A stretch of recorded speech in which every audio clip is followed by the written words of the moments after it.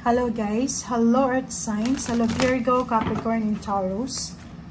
Welcome dito sa aking channel, Kapalaran 888, Earth Signs, Virgo, Capricorn, and Taurus. Tingnan natin kung anong message ng baraha sa araw na ito.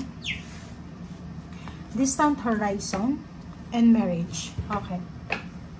First sign, Leo, Aries, Sagittarius ito na nakikita kong connected sa'yo.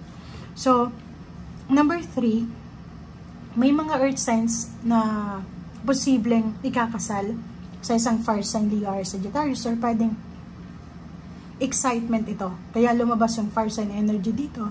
Kasi pwedeng excited kayo, and at the same time, bakit ganun? Wait lang guys. Okay, so, medyo mixed emotion siya. Kasi, posibleng mayroon ditong long distance relationship. Kaya lumalabas yung first sign dito. Kasi, di ba, yung emotion na excited ka or excited yung other person. So, pwedeng ano to, may earth signs na nasa LDR sila. Oh, bakit ganun? Wait lang guys ha. Oh, sorry. Okay, so meron ditong relationship na sa long distance sila. Pwedeng malayo sila sa bawat isa. Pwedeng pareho silang Pinoy or pwedeng yung isa is ibang lahi siya. Merong parang meet up or pwedeng ano bang tawag doon? Yung magkikita sila para magpakasal. Or pwedeng dati na silang magkasintahan sa Pilipinas, umalis yung isa. And excited yung dalawa na to na magpakasal, so magkita. So nakikita ko yung ganitong situation. Yung iba din is pwedeng isang couple sila, but any gender, excited silang mag-travel together, parang honeymoon nila.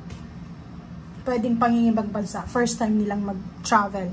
Sobrang excitement. So may first sign energy na naman na nakikita tayo dito, earth signs. Okay?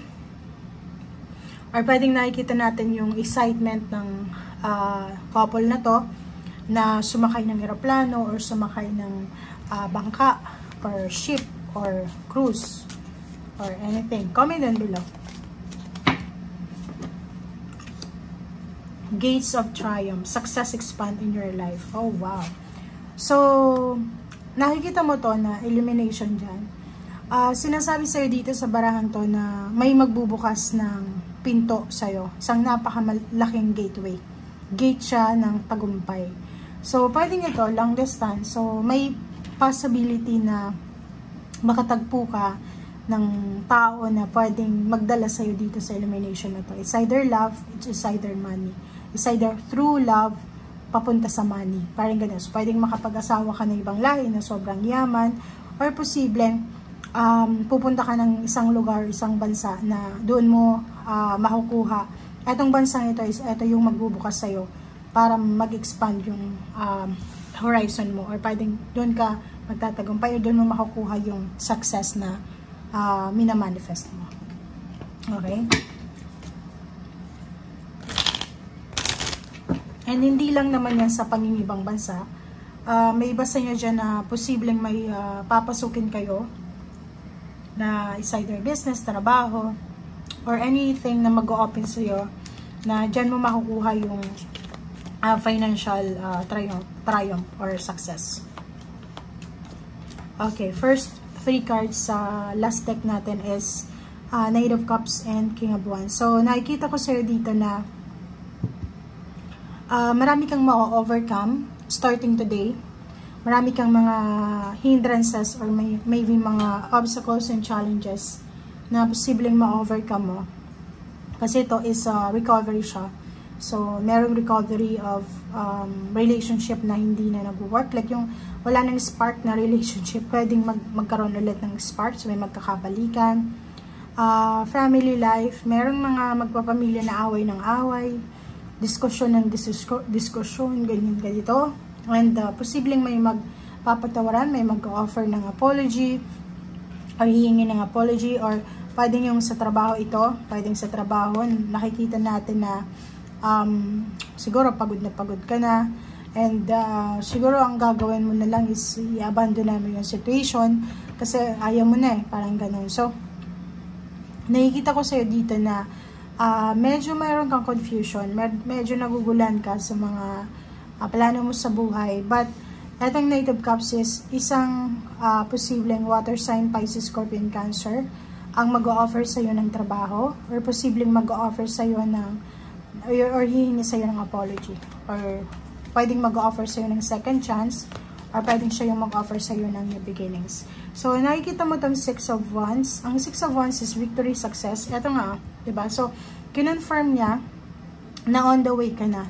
Papunta ka na doon sa success mo. So, recognition, awards, rewards, travel, movement.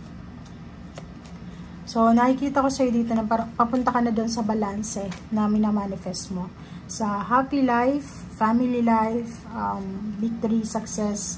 So, nakikita ko sa'yo dito na hindi lang sa usaping pera, pati sa emotional, magiging sobrang balance yung buhay mo. Merong reunion, merong mga anak na sila yung magiging success ng kanilang parents. May mga housewarming, may welcoming party. On the way ka na. On the way, malapit na. So, nakikita natin dito na kung gusto mong magpatayo ng bahay, possible ito. So, for example, 10 years from now or 10 months from now, posibleng lilipat ka na sa bagong bahay mo, or pwedeng ikakasal ka na, or pwedeng mag-open ka ng negosyo. Okay. Ang galing ng baraha mo, earth signs. Oh, diba? So, it's a confirmation na may love life na posibleng magiging daan para yumaman ka, maging matagumpay ka, or pwedeng merong mga relationship na maayos, may mga relationship na pwedeng magsimula ulit. Okay, good news. Maraming balita dito, maraming good news na pwedeng dumating sa'yo. And yung good news na yan, isa is itong 9 of Swords, yung mga dahilan ng pag-iyak mo, ay posibleng mayroon ng solusyon. Okay? Like sa pera. For example, sa pera, may mga nahang na financial gain, financial opportunities, or kung ano man tong financial na hindi matuloy-tuloy, like 3 months ka nang naghihintay, or 4 months ka na, 6 months ka na. So, may iba sa inyong hindi makatulog sa gabi. Wait lang.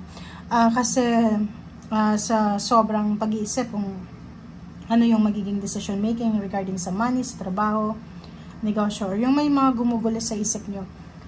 Nakikita mo tong The Hangman reverse.